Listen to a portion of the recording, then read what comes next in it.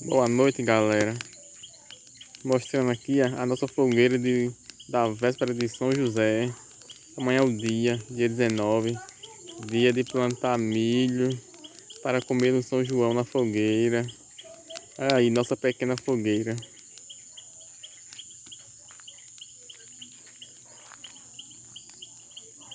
Amanhã plantar milho, feijão, fava.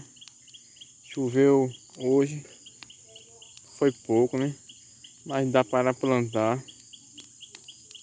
Quando for no São João, tem milho para fazer pamonha, canjica, bolo de milho.